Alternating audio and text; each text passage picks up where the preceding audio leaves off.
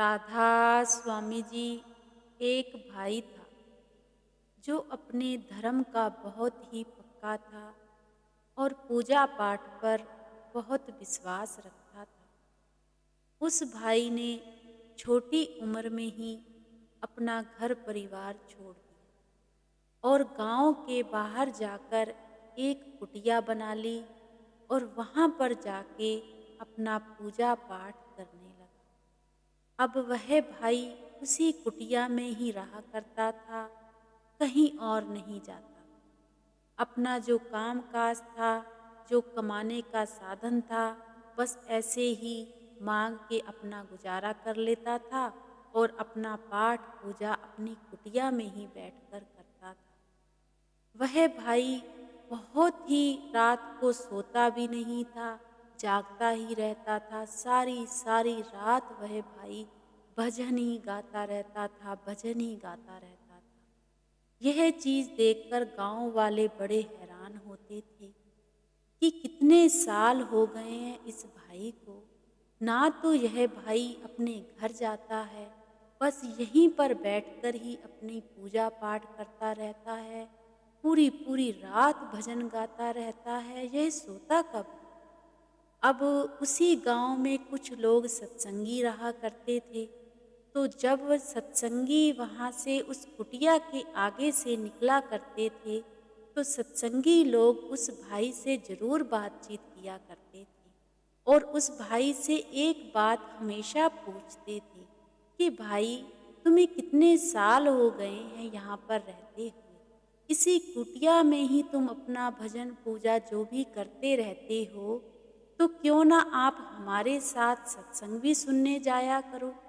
तो वह जो भाई था आगे से एक ही बात कहता था कि मैं अपने ही धर्म से खुश हूँ। मैं जो भी पूजा पाठ करता हूँ उसी से ही मुझे सारा कुछ मिलेगा। मुझे कहीं भी जाने की ज़रूरत नहीं है। अब यह बात सत्संगी लोग सुनकर आगे से कोई जवाब नहीं देते थे। बस एक बात ज़रूर कहते थे, अगर कभी तुम्हारा मन हो हमारे साथ जाने का तो ज़रूर चलना। वह भाई बहुत ही अच्छा था, कभी किसी से गलत नहीं बोला करता था। अब सत्संगी लोग अपने सत्संग सुनने के लिए आगे चले जाते हैं। ऐसे ही समय बीतता गया और वह भाई अपना भजन पूजा ऐसे ही करता रहा। एक बार उसी गांव में एक संत महात्मा आए और संत महात्मा गांव वालों से कहने लगे कि आज मैं तुम्हारे ही गांव में कहीं रुकूंगा। मुझे रहने का कोई स्थान बता दो, मैं कहाँ पर रुकूं। तो गांव के लोग सोचने लगे कि ये भी संत हैं और जो कुटिया में रहते हैं वह भी संत हैं, वह भी सारा सारा दिन पूजा पाठ ही करते रहते हैं। तो क्यों ना इन संतों को हम वहाँ पर ले जाएं, वहाँ पर ही दोनों अपनी बातचीत भी करेंगे और खुश भी रहेंगे। तो गांव वालों ने कहा कि चलो हम आपको एक जगह पर छोड़कर आते हैं। अब गांव वाले उस संत को लेकर उस कुटिया में पहुंच गए। अब कुटिया में वह जो भाई था वैसे ही अपना भजन पूजा कर रहा था, जोर जोर से भजन गा रहा था। वह अपने ही रंग में मगन था। जब गांव वाले वहां पर पहुंचे उस संत को लेकर, तो वह भाई कहने लगा कि आप सब लोग आज यहाँ पर कैसे आए हो?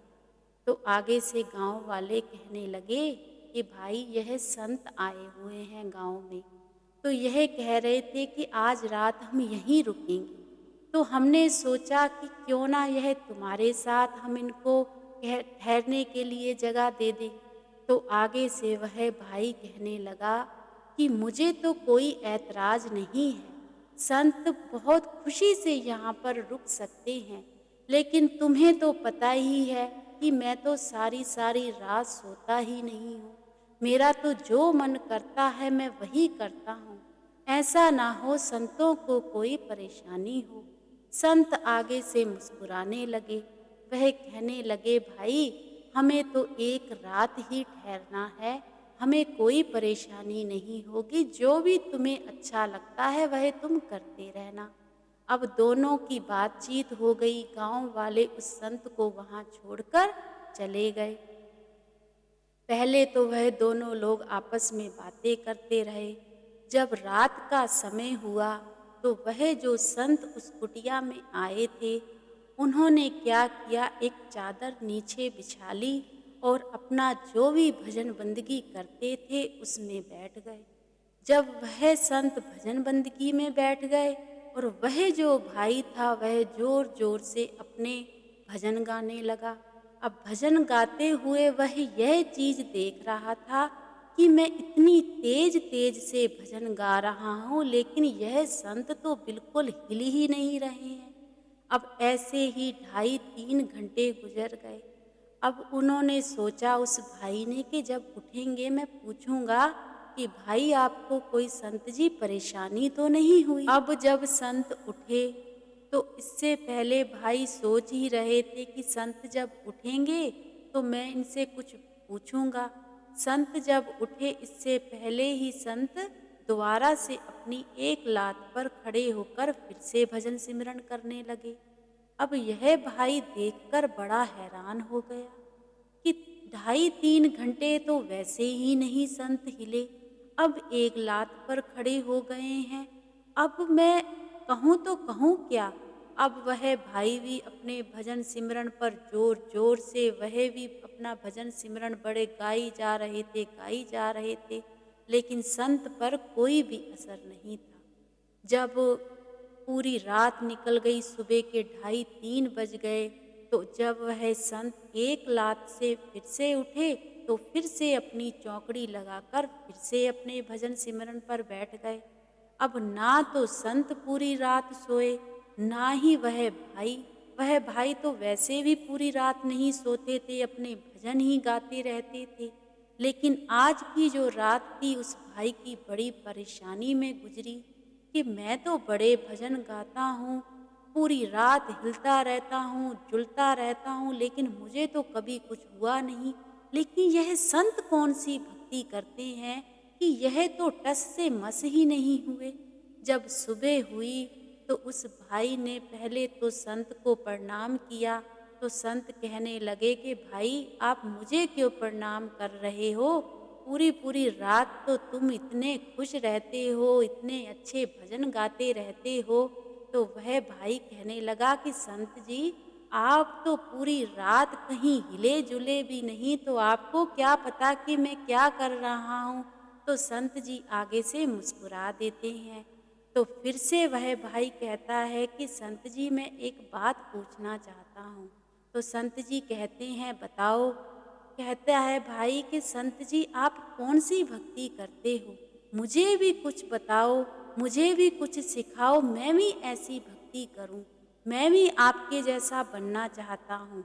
तो वह भाई कहने लगा कि मैं आपको फिर बताऊंगा, आज तो मुझे गांव में कोई काम है, मुझे बहुत ज़रूरी काम से किसी ने बुलाया है, तो मुझे वहाँ पर बहुत पहुँचना है। तो वह भाई कहने लगा कि संत जी आज तो मैं आपको जाने नहीं दूंगा, मुझे यह बात आप ज़रूर बता के जाना कि मैं भी ऐसी भक्ति करूं और मैं भी कुछ पाना चाहता हूँ। तो वह संत कहने लगे कि भाई पहले मुझे जाने तो दो।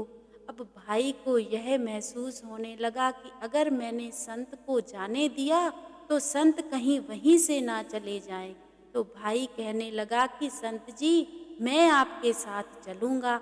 अब वह जो संत थे वह कहने लगे कोई बात नहीं, आप मेरे साथ चलो। अब संत और भाई उसी घर में पहुंच गए जहाँ पर संत को जाना था।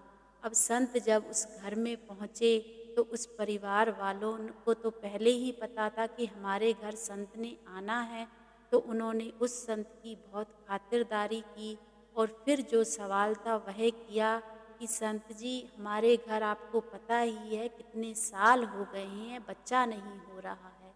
तो संत ने एक ही जवाब दिया कि आने वाले साल तक आपके घर बेटा की दात बख्शी जाएगी। तो यह बात सुन के वह भाई बड़ा परेशान कि यह तो संत जी सब कुछ जानते हैं, यह तो वचन भी करते हैं, यह तो काफ़ी ऊंची हस्ती है, आज तो मैं इनको बिल्कुल भी नहीं जाने दूँगा। अब यह बात संत जी उनके घर पर कहकर वापस आ गए। जब रास्ते में आ रहे थे तो संत जी कहने लगे, ठीक है भाई, अब तुमसे अलविदा लेता हूँ, अपने घर जाता हूँ। तो वह जो भाई था वह कहने लगा कि संत जी, आज तो आपको मेरी कुटिया में ही जाना पड़ेगा। आपको बताना पड़ेगा कि मैं ऐसा क्या करूँ कि मैं भी भजन सिमरन करूँ और मुझे भी जो आप में रिद्धियाँ सिद्धियाँ हैं, जो मालिक के दीदार होते हैं, वो मुझे भी हों। अब संत कहने लगे कि ठीक है भाई, अगर तुम इतनी जिद कर रहे हो तो आज की रात मैं रुक जाता हूँ। अब संत जी और भाई जी फिर कुटिया में चले गए। तो भाई ने फिर से वही जिद पकड़ ली कि मुझे संत जी बताओ, मैं कैसे वहाँ पर पहुँचूँ? मैं भी ऐसे ही भजन सिमरन करना चाहता हूँ।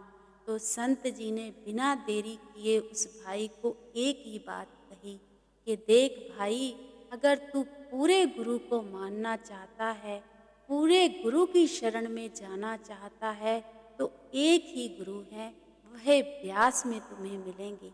वहाँ जाके शरण ले लो, राधा स्वामी सत्संग में ही तुम्हें वहाँ पर सब कुछ मिलेगा। अब वह भाई आगे से कहने लगा कि संत जी, वह तो यहाँ के गांव के लोग भी मुझे बहुत कहते थे, पर मैं तो इस चीज़ को बिल्कुल भी नहीं मानता। तो संत ने आगे से कहा कि कोई सवाल जवाब करने की ज़रूरत नहीं है, बस मैंने तुम्हें जो वचन कर दिए हैं ना, बस वही पूरे कर लो। अब भाई फिर से जिद करने लगा और कहने लगा, संतो, क्या आपने भी उन्हीं से ही नामदान लिया हुआ है? क्या आपके गुरु भी वही हैं? तो आगे से संत कहने लगे कि मेरा गुरु तो वह नहीं है, मुझे तो उसके लिए भाई एक और जन्म लेना पड़ेगा, तब जाके मुझे पूरे गुरु की शरण मिलेगी। लेकिन जो मैं तुम्हें कह रहा हूँ ना, तुम तो आज भी मुझसे बहुत ज़्यादा किस्मत वाले हो और बहुत ही अच्छे हो कि तुम्हें आज पूरे गुरु की शरण मिलेगी। पर मैं इतना किस्मत वाला नहीं हूँ, मेरे कर्मों में इस जन्म में पूरा गुरु लिखा ही नहीं है। बस मेरी इतनी भक्ति है कि मुझ में रिद्धियाँ सिद्धियाँ शक्तियाँ आ चुकी हैं, लेकिन मैं पूरे गुरु की शरण नहीं ले सकता। अब यह बात कहकर संत जी फिर से अपनी जैसे ही अपने भजन सिमरन आराधना पर बैठते थे वैसे ही बैठ गए और सुबह होते ही संत जी वहाँ से चले गए। जब संत जी वहाँ से चले गए तो अब वह भाई बड़ी सोच में पड़ गया कि संत की तो इतनी भक्ति है, इतना भजन सिमरन करते हैं, पूरी पूरी रात बैठते नहीं हैं, लेकिन ये कह रहे हैं कि मुझे पूरा गुरु ही नहीं मिला है, पूरे गुरु की शरण ही नहीं मिली है, यह कैसे हो सकता है? लेकिन उस भाई ने सोचा कि अगर वह वचन उस बच्चे के लिए करके आ सकते हैं, तो अगर मुझे वचन किए हैं तो क्या पता मेरे पूरे ही हो जाएं। अब वह जो भाई था, उस भाई ने गांव के जो सत्संगी लोग थे वहाँ पर पहुँच गया। वहाँ पर जब पहुँचा, अब सत्संगी लोग बड़े खुश कि आज भाई अपनी कुटिया को छोड़कर हमारे पास कैसे आ गया है। तो जाकर उस भाई ने कहा कि भाई, कहाँ रहते हैं तुम्हारे यह गुरु, ये कहाँ पर है ब्यास, मुझे भी वहाँ पर लेकर चलो। जब यह बात सत्संगी लोगों ने सुनी तो वह आगे से बड़े हैरान हो गए और कहने लगे कि भाई, हम तो आपसे इतना कहते थे तो आप हमारी बात नहीं मानते थे, ऐसी क्या बात हो गई है कि वहाँ जाना है? तो वह जो भाई था कहने लगा कि आप मुझसे ज़्यादा बातें मत पूछो भाई, जब आप जाओगे ना मुझे साथ में ज़रूर ले जाना। अब जब भी सत्संग का टाइम हो गया, ब्यास में सत्संग था, तो सत्संगी लोगों ने उस भाई से भी कहा, वह भाई भी ब्यास चला गया। भाई ने 2-4 सत्संग सुने, उसके बाद उस भाई ने भी नामदान ले लिया। नामदान लेने के बाद उस भाई ने उसी कुटिया में इतनी मेहनत की, दिन रात एक कर दिया था, क्योंकि भजन पूजा तो पाठ पूजा तो वो वैसे ही बहुत करता था। मालिक को तो वह वैसे ही बहुत मानता था, पर उसको पूरा गुरु नहीं मिला था। अब तो उसके ऊपर पूरे गुरु की दया मेहर हो चुकी थी। तो वह भाई जैसे उन्होंने युक्ति बताई थी, वैसे ही वह अपने भजन सिमरन पर बैठा था। तो वह भाई तो रूहानी मंडलों की सैर करने लगा और मालिक के उसको पूरे दीदार हो गए और वह पूरे गुरु का सेवक बन गया। तो कहने का तात्पर्य सिर्फ यही है कि आज भी ऐसी बहुत सी रूहें हैं, बहुत से ऐसे लोग हैं जो रिद्धियाँ सिद्धियाँ युक्तियाँ तो बहुत जानते हैं, लेकिन आज भी पूरे गुरु की शरण में ऐसे लोग नहीं आ पाते हैं। पूरे गुरु की शरण में वही लोग आ पाते हैं जो मालिक ने चुने हैं। लाखों करोड़ों इस दुनिया में लोग रहते हैं, लेकिन लाखों करोड़ों में से हम बहुत ही किस्मत वाले हैं कि मालिक ने हमें चुना है। तो हमें इस चीज़ का पूरा पूरा फ़ायदा ज़रूर लेना चाहिए। अपना भजन सिमरन हमें ज़रूर करना चाहिए और पूरे गुरु का शुक्राना करना चाहिए कि शुक्र है उस मालिक का कि उस मालिक ने हमें अपना प्यार और आशीर्वाद दिया है। राधा स्वामी।